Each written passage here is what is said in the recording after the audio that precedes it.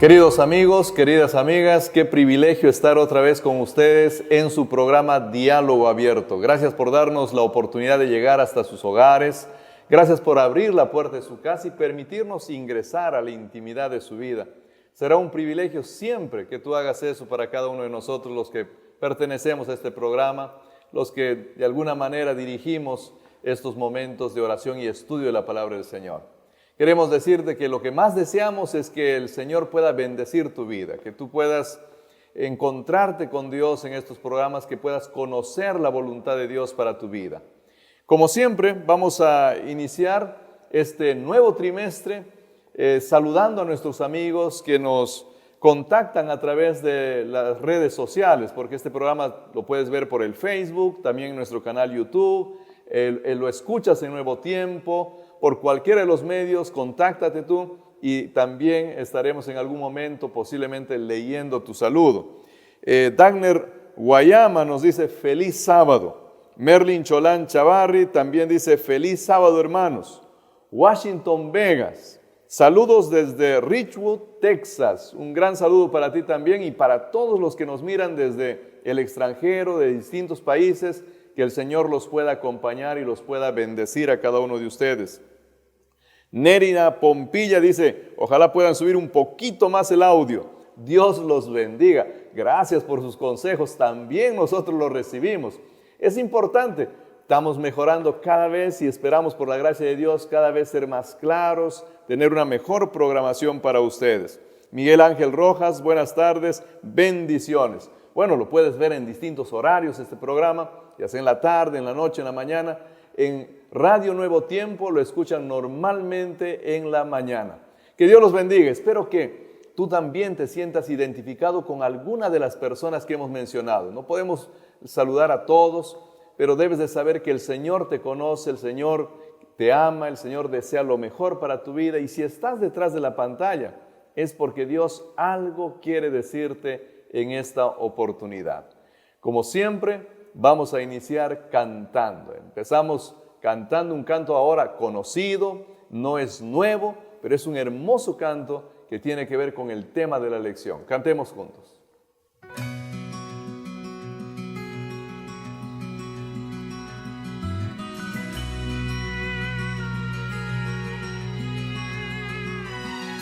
Yo nunca dije que tendrías oro en derredor, o que tú no sentirías nunca el frío ni el calor, pero prometí que nunca solo caminarás. Y te dije que este mundo nunca será tu hogar.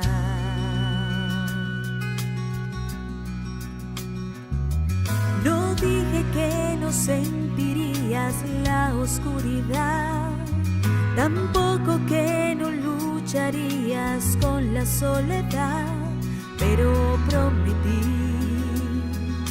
siempre a tu lado estar.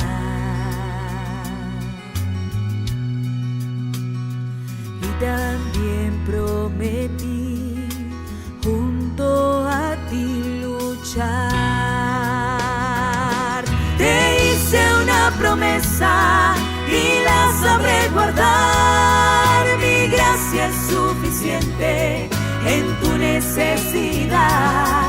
Mi amor será el ancla que te hará firme aquí. Es la promesa que te hice a ti.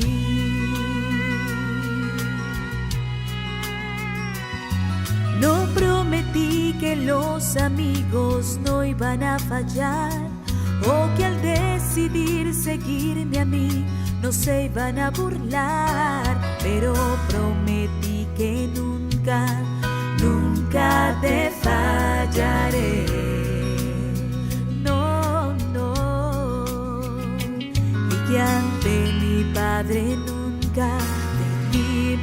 avergonzaré.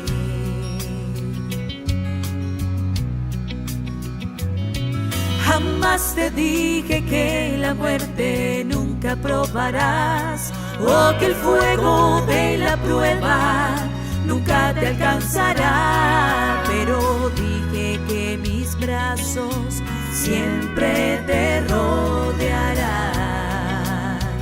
Oh sí, también prometí secar cada lágrima. Oh, te prometí que iba a preparar lugar y cara a cara me verás por la eternidad. Con ángeles del cielo por siempre cantarás. Es la promesa que te hice a ti.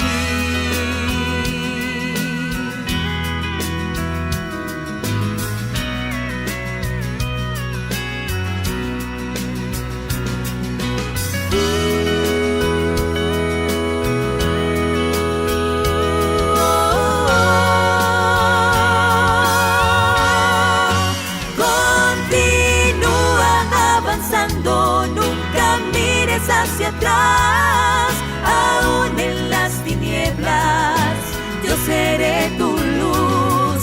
Ya nada en este mundo me separará de ti.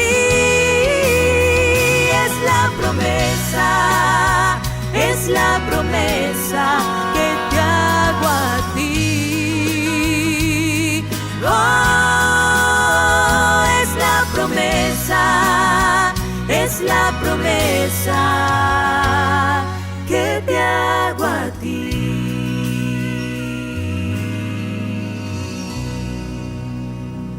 Muy bien, queridos amigos, es bonito cantar, es bonito alabar a nuestro Dios, es bonito elevar nuestra voz para decir gracias al Señor a través de los cantos también.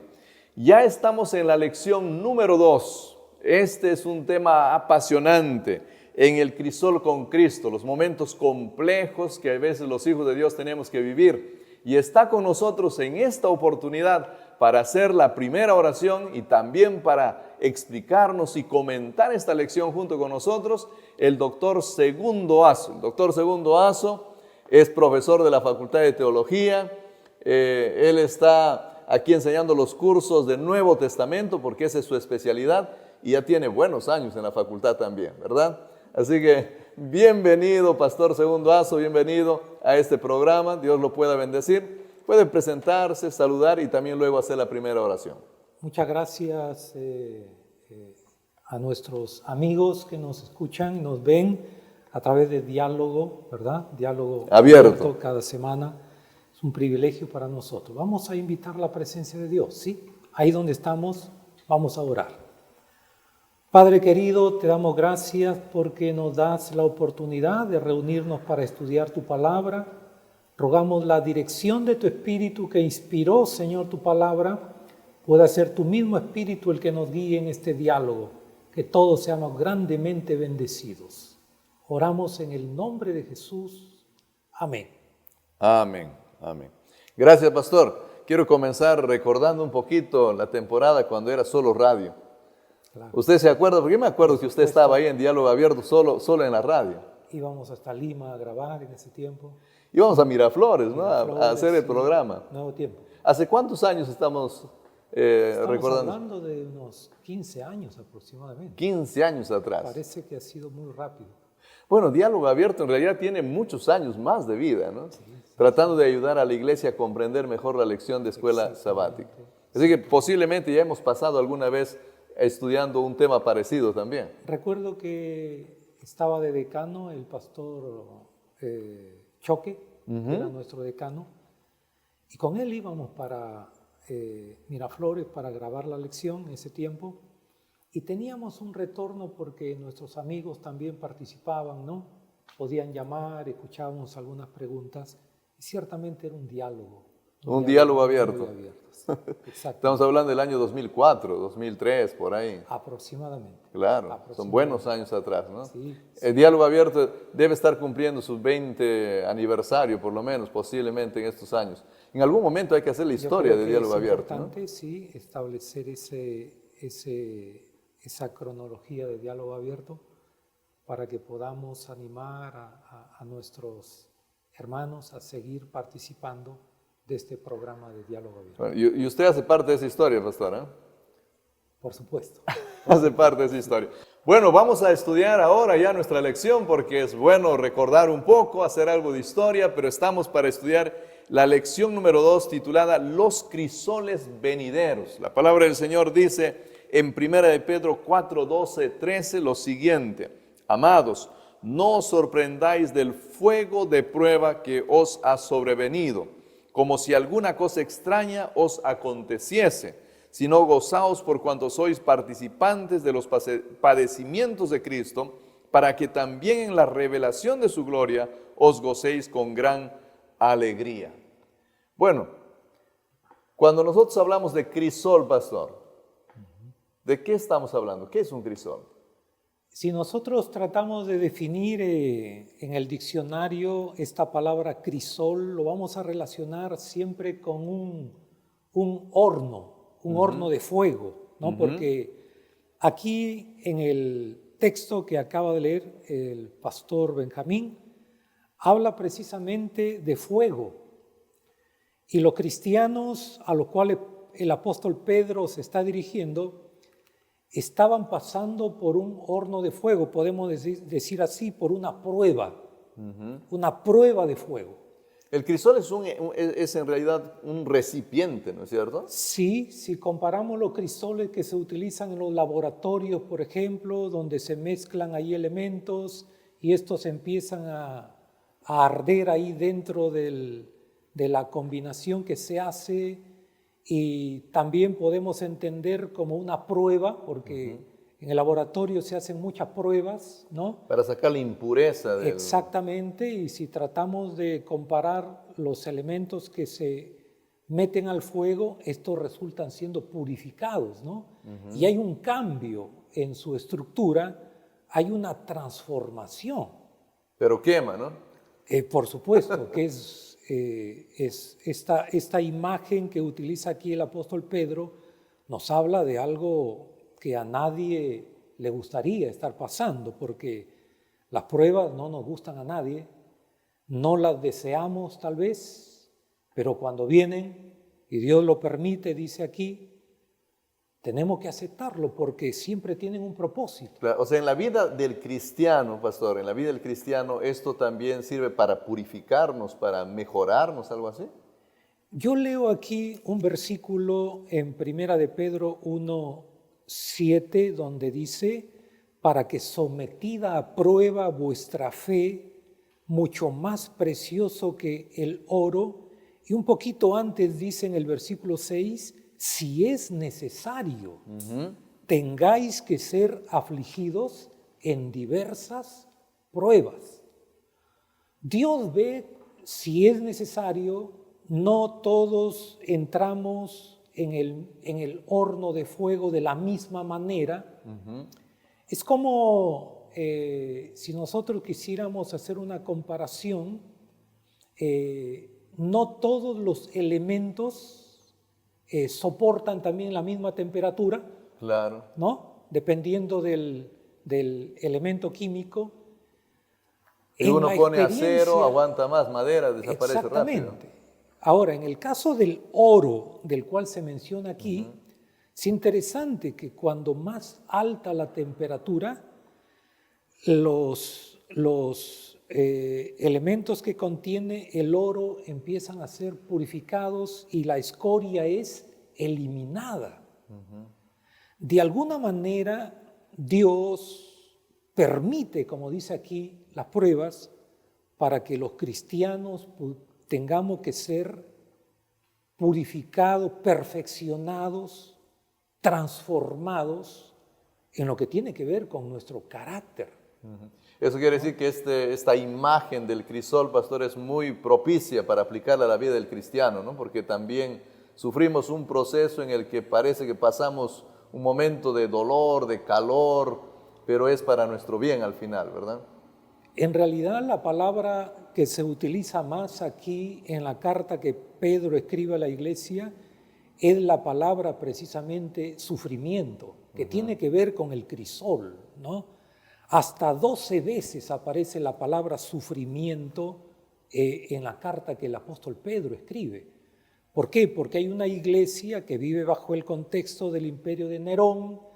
Nerón está ahí buscando alguna argucia, algún pretexto para poder exterminar a la llamada secta cristiana, que no es legal en el imperio romano.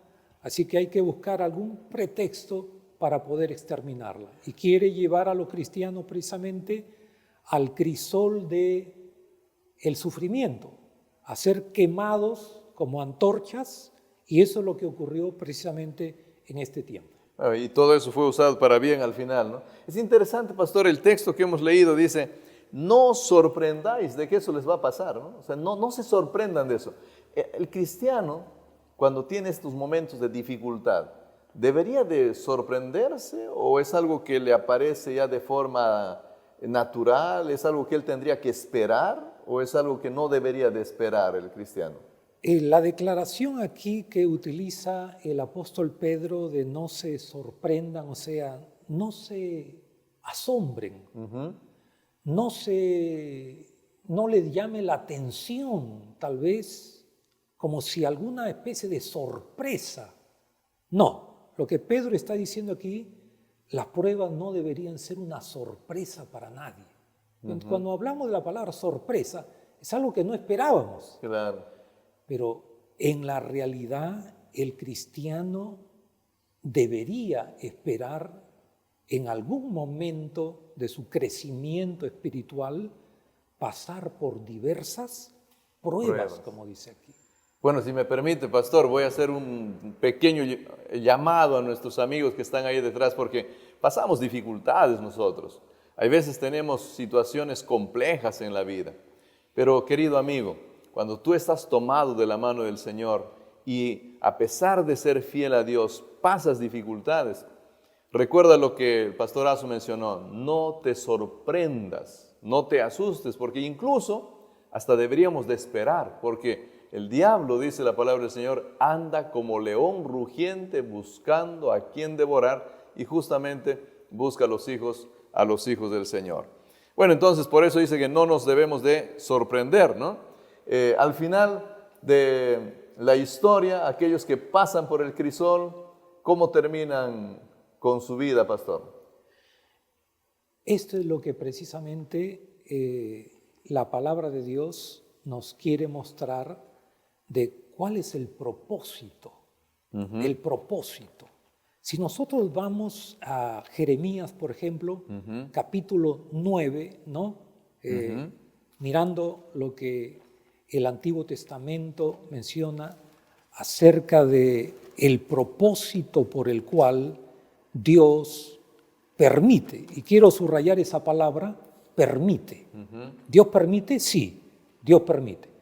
¿Por qué? Porque Él siempre tiene un propósito. Y en Jeremías 9:7 dice, por tanto, así ha dicho Jehová de los ejércitos, he aquí que yo los refinaré y los probaré. ¿Por qué? Dice, ¿qué más he de hacer por la hija de mi pueblo? Si miramos el contexto, el pueblo de Dios se había rebelado contra Dios. Estamos en un contexto de una crisis moral, una crisis espiritual dentro del pueblo de Dios, y Dios dice, está lamentando por la situación espiritual de Judá y Jerusalén. Entonces, ¿qué podía hacer Dios en esa situación? Y aquí está la pregunta, ¿no? Dice, ¿qué más he de hacer por la hija de mi pueblo? Refinarlos y probarlos, dice, ¿no? Esas son las dos palabras que utiliza y son palabras que nosotros entendemos, ¿no? ¿Por qué se refina algo? Por ejemplo, el petróleo hay que refinarlo. ¿Para qué? Para poder eliminar las impurezas, ¿no? Eliminar las escorias. Hay que pasarlo por el fuego también y resulta el producto. Y todos los elementos pasan. Con esa figura del refinamiento, Dios nos muestra en el capítulo 9, también en el versículo 9 dice, por estas cosas que están haciendo, dice Dios, ¿no los he de castigar, dice Jehová? Por los montes, dice Jeremías, levantaré lloro y lamentación. ¿Por qué? ¿Quién es sabio que entienda por qué causa la tierra ha sido asolada como desierto hasta no haber quien pase? O sea, Jerusalén está pasando por una devastación terrible. No hay lluvia, ¿no? La tierra no produce. Es como si el cielo se hubiese vuelto de bronce. Y ya Dios había declarado que esto acontecería cuando las leyes de Dios, los mandamientos de Dios, fuesen olvidados. Eso es lo que había acontecido con el pueblo. Ellos habían dejado de lado a Dios, habían dejado su palabra y ahora están cosechando los resultados. Ahora, hay mucha gente, pastor, que tal vez hablando de este tema, ¿no? Va a pensar o piensa así, que Dios nunca va a intervenir de forma directa. O sea, es cierto que a veces las consecuencias de nuestro pecado nos llegan, ¿no? Ajá. Y Dios puede alguna vez de forma, porque en Jeremías da la impresión de que Él interviene para reprender, para corregir, o sea, no solamente deja que las consecuencias, sino que parece que Él saca el cinturón también, ¿no? De alguna manera. Entonces, Dios también tiene esa actitud para con sus hijos a veces. Dios puede también Él ir y corregir y reprender al hijo. La figura que presenta la Biblia, tanto el Antiguo Testamento como el Nuevo, de un padre, ¿no? De un padre que sobre todo encerró sus mandamientos bajo el principio del amor, ¿no? Del amor a Dios de manera vertical y del amor al prójimo de manera horizontal. Él tiene mandamientos, que se resumen en los 10 mandamientos de la ley de Dios. Tiene también las leyes de la salud, ¿no? Que encontramos los decretos, ¿no? Que se dieron para poder proteger la salud del pueblo. Ahora, ¿qué pasó? Dice aquí, estoy leyendo en Jeremías capítulo 9, para nuestros amigos que nos están leyendo ahí, por favor, en el versículo 13, miren lo que dice Dios de sus hijos, si hablamos de la figura del Padre. Porque dejaron mi ley, la cual di delante de ellos, y no obedecieron a mi voz, ni caminaron conforme a mi ley. Antes se fueron tras la imaginación de su mente, en pos de los Baales, según les enseñaron sus padres. Aquí hay algo trágico. Los padres que deberían haber enseñado, repetido estos principios a los hijos en casa, terminaron ellos mismos haciendo lo contrario. Y ahora los hijos están repitiendo lo que hacen los padres. Y aquí están las consecuencias. Hay muerte, hay sufrimiento, hay dolor, hay enfermedad. Y lo peor de la tragedia, que ellos tratan de culpar a Dios. Y ahí Dios interviene para tratar de corregirlos, ¿no? Y Dios que no es cómplice de nadie, ni cómplice del pecado, ni tampoco puede dejar impune, porque si Dios se hiciera el de la vista gorda, y aquí, Pastor Benjamín, me viene a la mente lo que sucede con algunas personas que piensan que Dios en realidad ya no está aquí, que Dios en realidad está demasiado lejos, es un Dios extraño. La palabra de Dios y la lección que estaremos estudiando este trimestre nos dice que Dios está muy interesado no solamente en querer salvar a sus hijos, sino también en querer moldearlos, purificarlos, refinarlos, para que esa imagen que se perdió en el Edén por causa del pecado pueda ser restaurada nuevamente. O sea, nuestro Dios no es un Dios pasivo, que está ahí mirando de lejos, que los hijos se matan y Él no hace nada, ¿no? O sea, Él interviene para tratar de corregir algunas cosas, ¿no? Porque a veces la gente piensa que Dios está de lejos mirando, Él no va a intervenir nunca para corregir algunas cosas. Si Dios haría eso, mis queridos amigos, Dios sería un cómplice del pecado. O un mal padre, porque si un mal padre, si queremos pensar si el papá así. está mirando que los hijos están haciendo mal y no dice nada, no sería correcto, ¿no?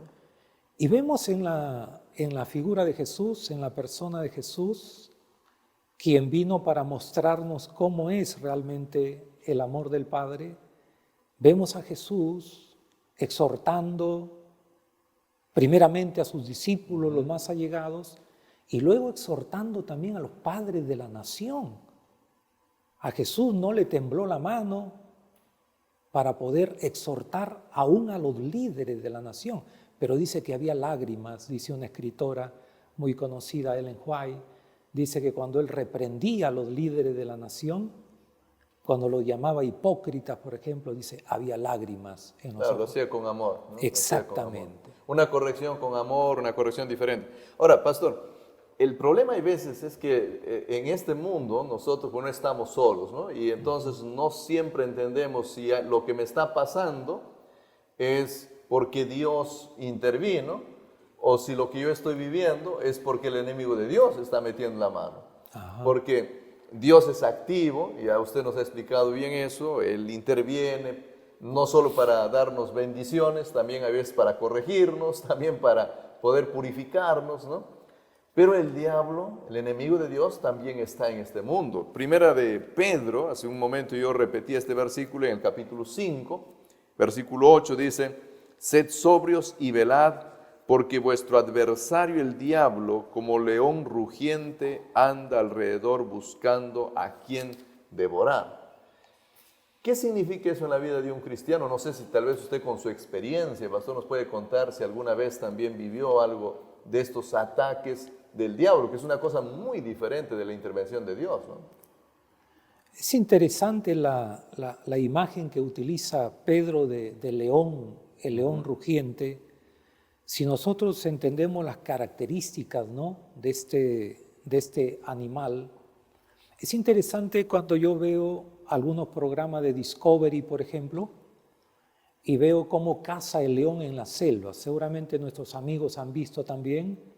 El león nunca se lanza de frente sobre la manada. Empieza a correr detrás de la manada para dividir la manada y buscar los que cojean, los que ya están ahí cansados, ¿no? Y precisamente caza también en grupo. Es más fácil para el león cazar en equipo. Esta es otra estrategia. La imagen que utiliza Pedro es muy apropiada.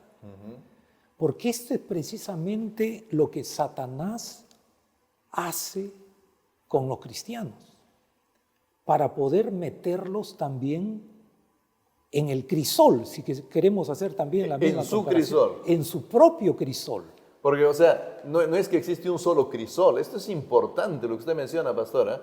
El crisol de Dios es una cosa, ¿no? Que tiene un propósito diferente. Y hay un crisol que es del enemigo, el crisol del diablo, que tiene otro propósito. Esa es la pregunta que tenemos que contestar. ¿Cuál es el propósito de Satanás, ¿no?, al querer meternos en su propio crisol? Yo leo un texto, y me permiten, ahí en el Evangelio de Juan, en el capítulo 10, en el versículo 10, hay una declaración donde Jesús compara al diablo con un ladrón, Porque es interesante, el león también es ladrón. El león roba también las presas de los más débiles. Y dice aquí en el versículo 10, el ladrón, para referirse a Satanás, no viene sino para robar, matar y destruir. Ese es el propósito del león que Pedro presenta esta figura. ¿Para qué quiere meternos en su crisol? Para robarnos la paz, para destruir nuestra integridad física en la violación, por ejemplo, de las leyes de la salud, de un estilo de vida que no respeta las leyes de la salud o no respeta las leyes de la mente, para que nosotros entremos en su crisol y terminemos mirando lo que tú nunca querías mirar o nunca pensaste llegar a mirar, por ejemplo, la pornografía, que con un clic ahora uno puede entrar en ese crisol. Y alguno también tal vez estará preguntando, pastor, ¿y ese es un crisol, entrar en la pornografía también? Yo diría que sí, pastor. Claro, solo hay que preguntarle a aquel que está en medio del vicio y no sabe cómo salir, ¿no? Para que vea el sufrimiento que tiene, ¿no? Las consecuencias terribles que termina acarreando sobre la mente, que se vuelve una mente morbosa, donde todo lo que ve lo relaciona con sexo. Ese es el crisol del diablo, ¿no? Querer destruir la integridad física, la integridad mental del ser humano y sobre todo... Pero eso es interesante, pastor, porque usted menciona el crisol del diablo. Al principio parece que fuese rico chocolate, ¿no? Parece muy atractivo. Pero luego, cuando lo experimenta, lo vive el ser humano, quema y el ser humano sufre. Porque existe la ley de Gálatas 6:8, el principio bíblico, que dice, todo lo que se siembra, se cosecha. Pablo dice, Dios no puede ser burlado. O sea, los principios de la ley de Dios no pueden ser burlados. A mí me puede parecer, como dice la lección, que yo le estoy sacando la vuelta a Dios. Le estoy sacando la vuelta a Dios en el sentido de que nadie lo sabe, nadie se va a enterar, y mientras nadie lo sepa, todo va a estar bien. Mentira, estrategia del diablo. ¿Cuál es? Nadie te está mirando. Pero si miramos hacia arriba, la Biblia dice que los ojos de Dios están sobre toda la creación. Toda la creación. ¿Qué puede escapar de la presencia de Dios? David decía, si voy al otro lado del mar, ahí está Dios. Si entro a las profundidades, ahí está Dios. Y viene la pregunta que hacía David, ¿cómo escaparé yo de la presencia de Dios? Imposible. Ahora, no es que Dios se quiera inmiscuir en nuestra vida sin que yo lo invite, sino que ya hablamos que Él es un Padre. Y Él siempre va a estar preocupado por nosotros, sus hijos, porque su amor es incondicional. Habría que aclarar eso. Dios insiste en buscarme aun cuando yo pueda estar perdido, pueda estar en el mismo crisol del diablo. Dios no me va a dejar ahí. Dios va a insistir en rescatarme. Dios va a utilizar todos los medios para sacarme del crisol del diablo. Y lo interesante es que del crisol del diablo a veces nos quiere poner en su crisol. Exactamente. De un calor para otro, solo que el propósito es diferente. El propósito es diferente. Queridos amigos, esta conversación está muy interesante, todavía nos queda un tiempo, pero quiero aprovechar este texto de Juan 10:10 que el pastor mencionó, es muy interesante. Dice, el ladrón, o podría decir el león, no viene sino para hurtar, matar y destruir, es decir, para meterte en su crisol que destruye, mata y hace daño. Y luego el texto dice, yo, dice el Señor Jesús, he venido para que tengan vida, es decir, para meterte en mi crisol y hacer de ti una mejor persona. Bueno, después de que veas este video, un video que habla sobre la Universidad Peruana Unión, del lugar donde nosotros hacemos esta grabación, después de que veas ese video continuaremos con nuestra conversación.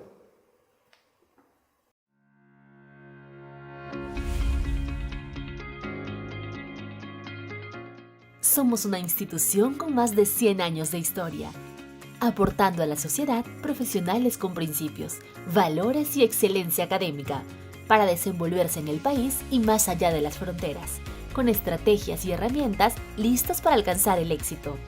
Contamos con campus en Lima, Juliaca y Tarapoto, brindando una preparación integral en ciencia, tecnología, cultura y humanidades, formando ciudadanos comprometidos con las necesidades de la sociedad, su realidad y soluciones. Formamos parte de una red educativa con más de 100 universidades en todo el mundo, con convenios de cooperación nacional e internacional y movilidad académica, generando alianzas estratégicas de desarrollo e innovación con certificaciones que garantizan la calidad de nuestros procesos, buscando potenciar el crecimiento profesional de nuestros estudiantes. Somos una casa de estudios diferente, que basa su filosofía en la cosmovisión bíblica cristiana, buscando que las personas estén listas para servir a Dios y a la sociedad, teniendo como promotora a la Iglesia Adventista del Séptimo Día. Nuestros egresados son referentes por su calidad y profesionalismo ético y moral, los cuales ocupan importantes cargos de liderazgo nacional e internacional. Somos pioneros en el modelamiento de profesionales íntegros, misioneros e innovadores, promotores de la salud y el cuidado del medio ambiente, con responsabilidad social. Sé parte de la gran familia unionista. UPU. Profesionales con principios. Bueno, ese es el lugar donde nosotros hacemos la grabación y te invitamos a que conozcas un poco más de la Universidad Peruana Unión, que puedas visitarnos algún día. Si llegas a este lugar, con seguridad también tendrás la oportunidad de comprar los productos Unión, saludables por naturaleza. También hay una librería. El lugar donde se imprimen estos folletos también está aquí en la Universidad Peruana Unión. Visítanos, y si estás en edad en la que tienes que elegir por una carrera profesional, que la Universidad Peruana Unión sea una opción en tu vida. Está muy bien rankeada, profesionales de alto nivel salen de este lugar y también tendrás profesores de primer nivel. Que Dios te bendiga en esa decisión y esperamos por ti en este lugar. Pastorazo, estamos con una conversación muy interesante. El diablo nos engaña, nos hace creer de que las cosas van a ser bonitas y luego acabamos quemados en su crisol para matarnos y destruirnos, ¿no? Exactamente. El apóstol Pablo en Romanos, en el capítulo 1, del versículo 18 para adelante, habla mucho de este accionar del diablo, cómo él nos lleva de paso en paso, produciendo en nosotros cada vez un ser humano más bajo, más degradado, ¿no? Hasta llegar a un punto extremo en el que seguramente él se siente feliz. ¿Nos puede hablar un poquito de eso? ¿Cómo ocurre eso? ¿Cuáles son esos pasos, pastor? Si nosotros miramos el texto en Romanos capítulo 1, a partir del versículo 18 en adelante, donde habla de la situación moral de lo que estaba ocurriendo en el gran imperio romano, bajo el cual vivió Jesús y vivió también el apóstol Pablo. Y cuando nosotros miramos, por ejemplo, a partir del versículo 25, dice: cambiaron la verdad de Dios por la mentira, honrando y dando culto a las criaturas antes que al Creador. Versículo 27, de igual manera también los hombres, dejando el uso natural de la mujer, se encendieron en su lascivia unos con otros, cometiendo hechos vergonzosos, hombres con hombres, y recibiendo en sí mismos la retribución, o sea, el pago debido a su extravío. ¿Cuáles fueron las consecuencias para el imperio romano? Los mismos historiadores romanos describen hasta dónde había llegado la condición moral. ¿Quién no recuerda el gobierno de Nerón, por ejemplo, ¿no? El gobierno de Calígula. Roma terminó por, la palabra sería agravar más la condición moral del mundo, al punto que dice el versículo 18, que la ira de Dios, y para algunos puede resultar esta palabra un poco dura, ¿no? ¿Qué cosa es la ira de Dios? La ira de Dios es la respuesta de Dios frente a la injusticia humana. Y es un tema recurrente en la Biblia, ¿no? Porque en Apocalipsis también vemos a Dios al final de la historia manifestando su ira, ¿no? Solo que confundimos la ira de Dios con la ira humana, que es arbitraria, es egoísta, también es una ira irracional que descarga, vulgarmente se dice, me lleno de ira, pateo la carpeta y pateo a todo el mundo.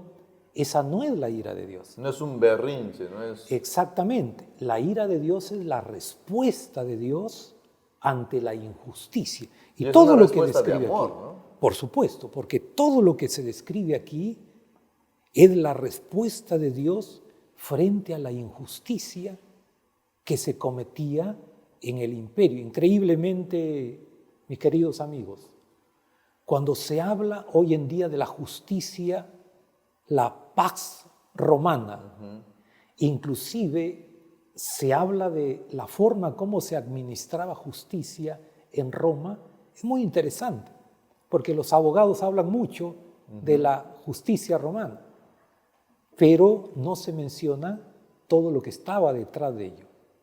Ahora, es tremendo lo que menciona Pablo aquí en Romanos 1, ¿no? Porque el ser humano aparentemente primero comienza nublando su capacidad de razonar, ¿no? Porque dice que ellos de alguna manera no quisieron ver a Dios y entonces su mente fue entenebrecida, dice el texto.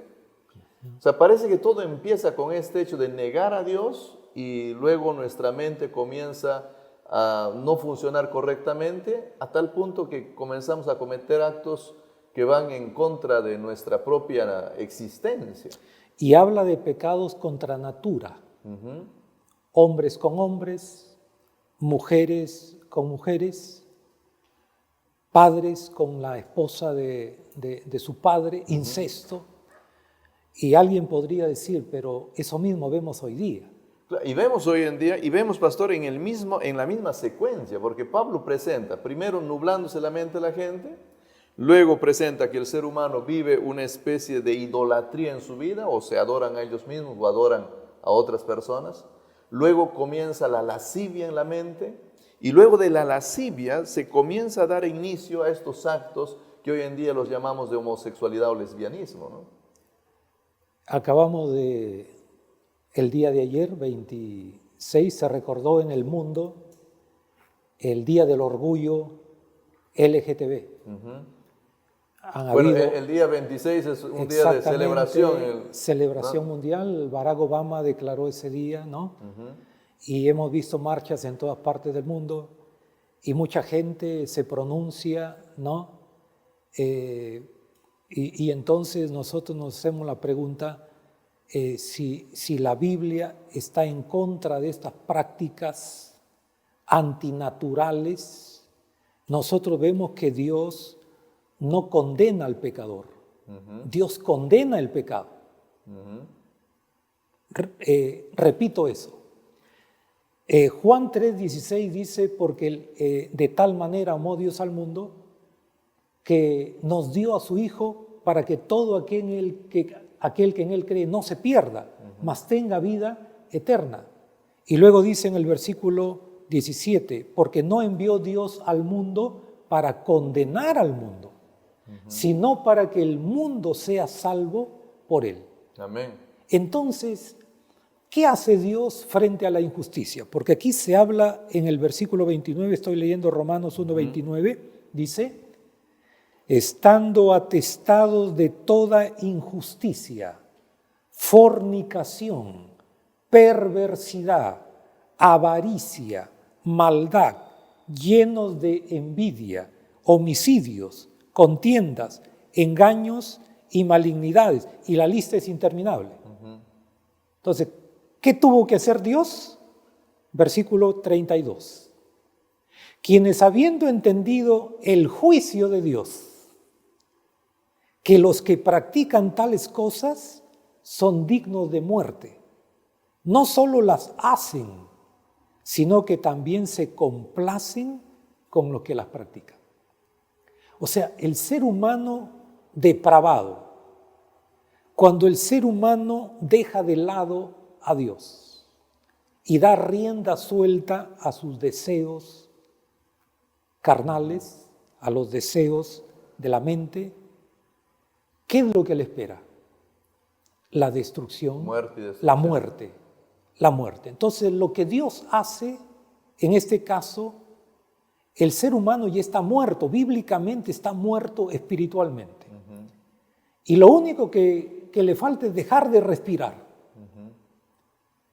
Y lo que Dios no quiere es que el ser humano muera para siempre.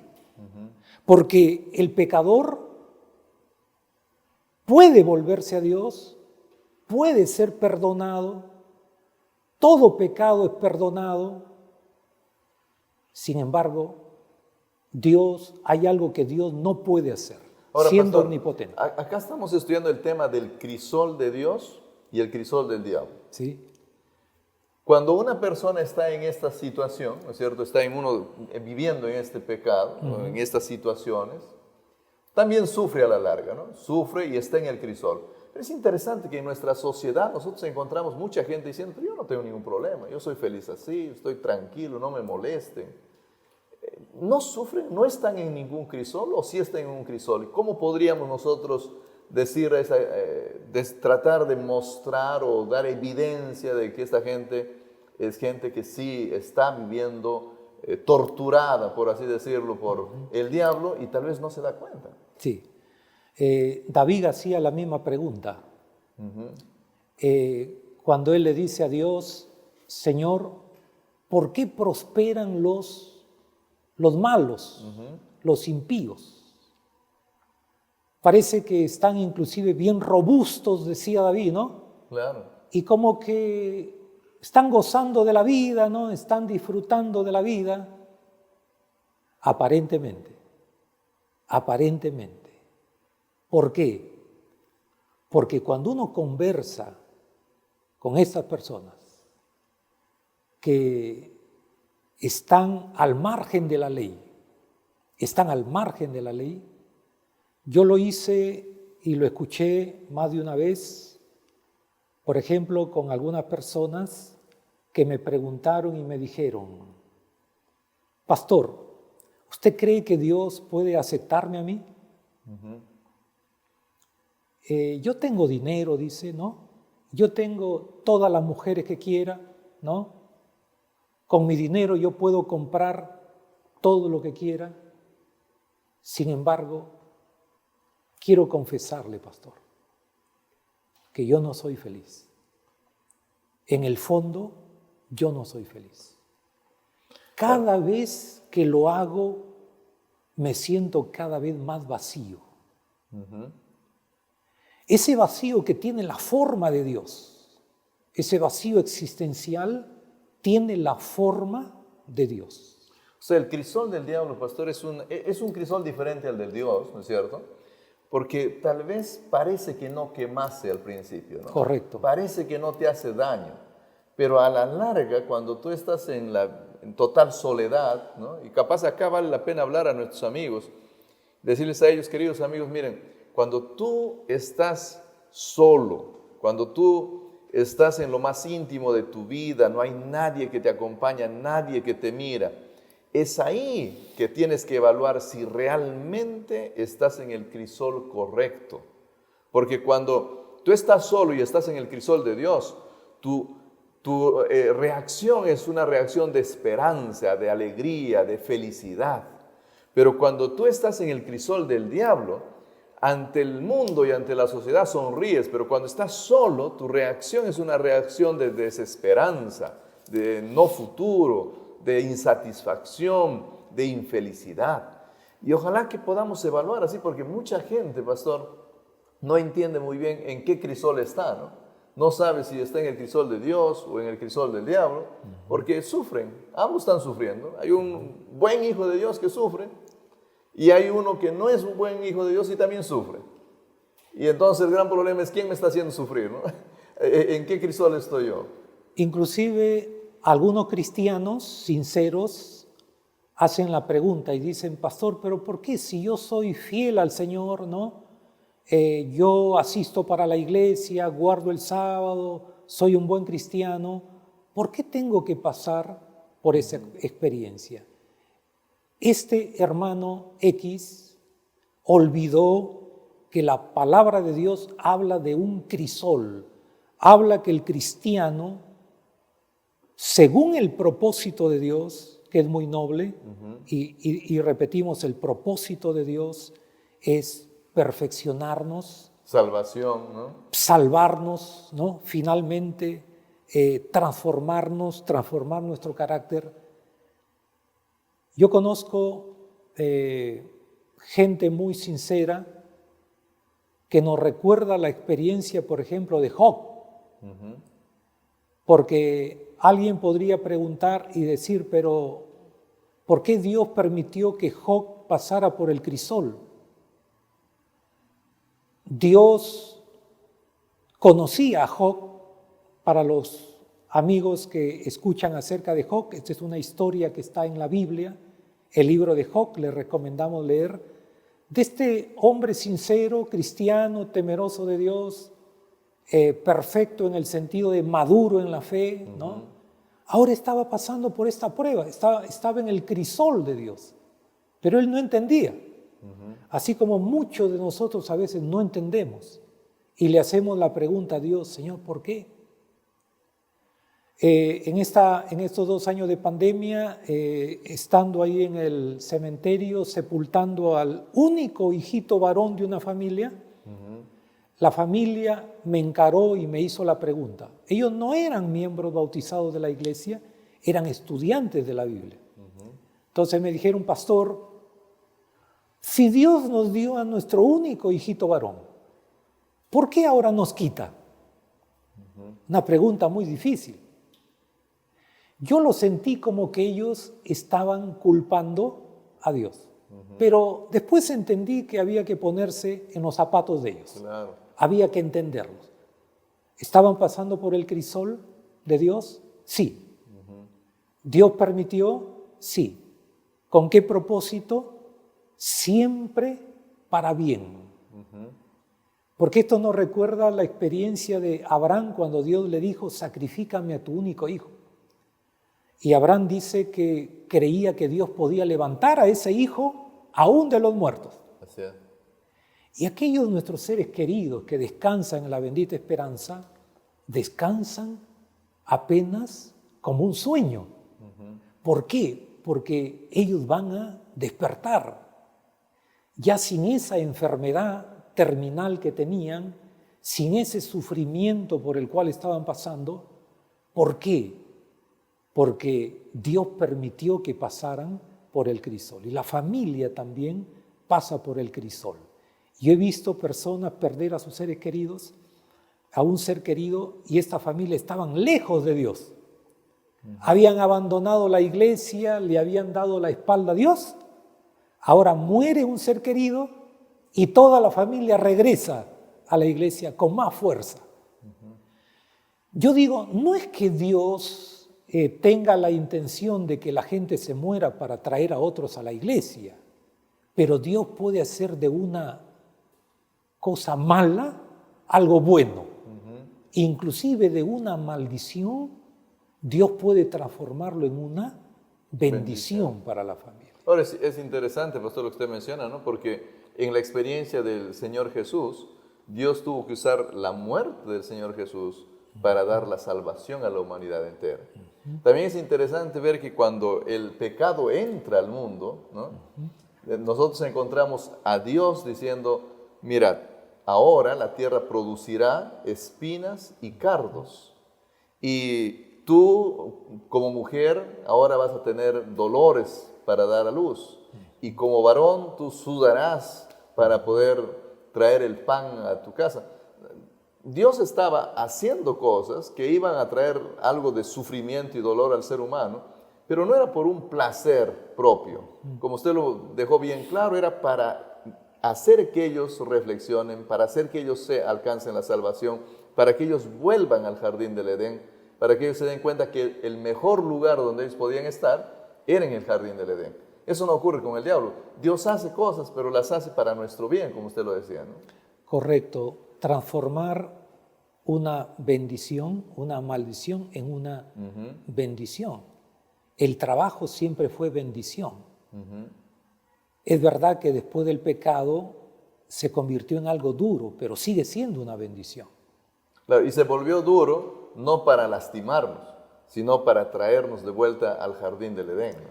Exactamente. Ahora, en ese contexto del pecado ya presente en este mundo, Dios trabaja ahora para traer a los hijos de Dios del crisol del pecado al crisol de la salvación, de la redención. Así es. Ese ha sido el plan de Dios desde que el hombre se separó de Dios. Cuando Dios sale en busca del hombre, ¿dónde estás tú? Dios buscando al ser humano para sacarlo del crisol de Satanás, del pecado que destruye, y no solamente destruye para esta vida, sino que destruye para siempre.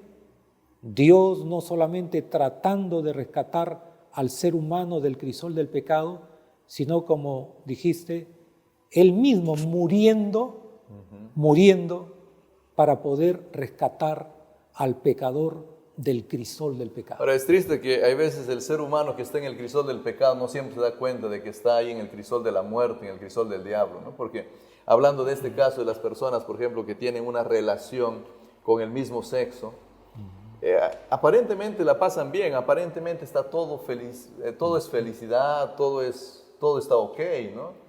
Pero no siempre miran el futuro. Porque, qué felicidad. Usted ya tiene nietos, pastor, ¿no? Sí. Acá voy a ponerlo tal vez en una situación un poco compleja, pero mire, usted ya tiene nietos. ¿Puede haber mayor realización desde su punto de vista que la procreación, de dejar hijos, dejar nietos? Porque en una relación en la que se juntan dos personas del mismo sexo, no hay posibilidad de procreación. ¿Qué pasa con una persona que no tiene nada que dejar, no hay descendientes? ¿Cuál es la diferencia con una persona que sí tiene descendientes?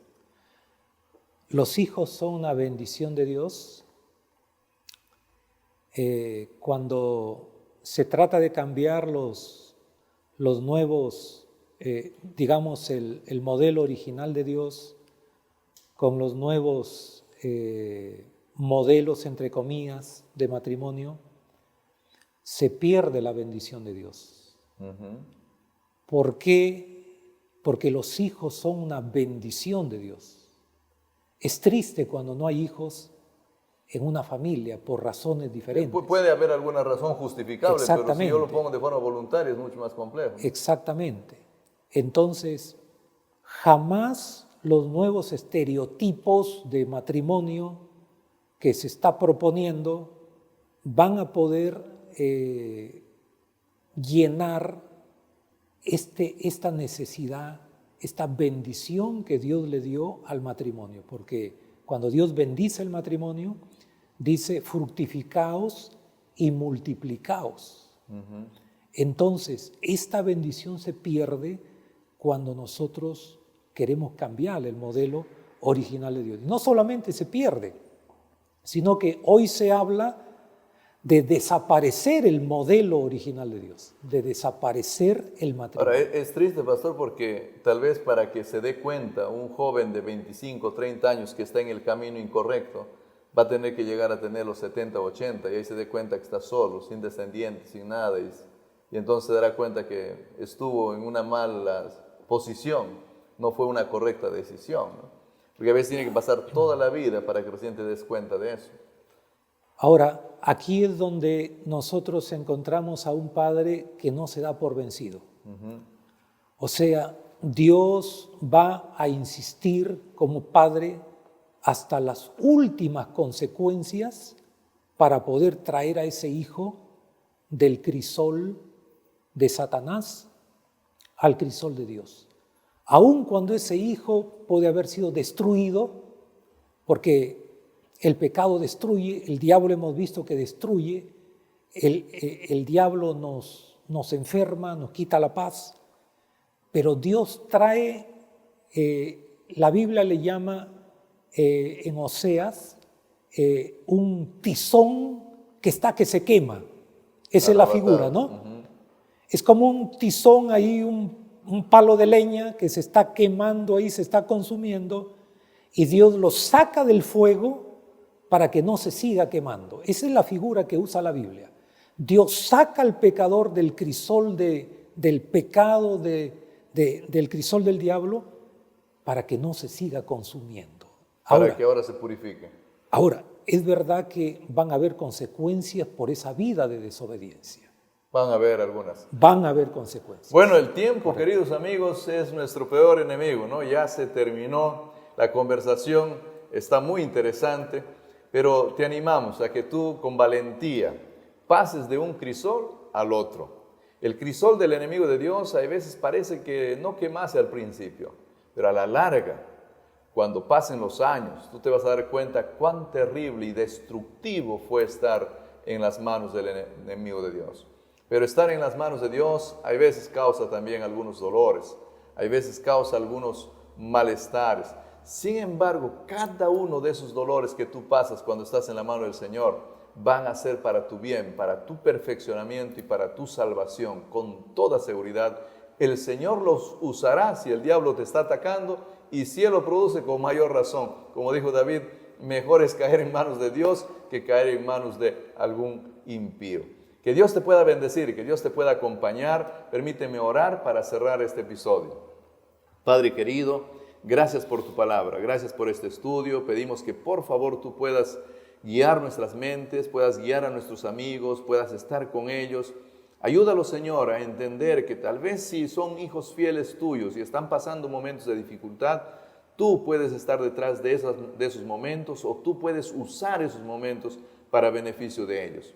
También ayúdalos a entender, Señor, si tal vez ellos están sufriendo porque están en el lugar equivocado, porque el diablo está lastimando sus vidas cada día. Ayúdalos a salir de ahí, a pedir ayuda, a pedir auxilio, a tomarse tu mano y salir de ese lugar. Acompaña a cada una de las personas que está viendo este programa. Te pedimos, Señor, que te quedes con ellos y también con nosotros. En el nombre de nuestro Señor Jesús. Amén.